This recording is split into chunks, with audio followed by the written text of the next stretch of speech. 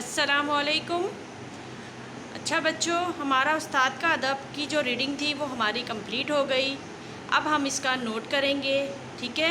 Note आपने सफाई के साथ अपनी कॉपीज़ पर उतारना है, ठीक है।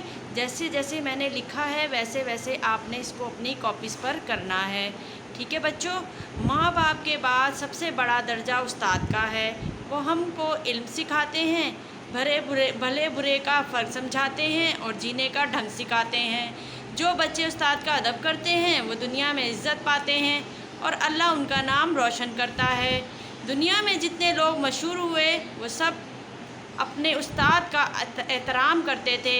जिन लोगों ने अपने उस्ताद की बेअदबी की वो बदनाम हुए और अल्लाह ने उनको ज़लील किया।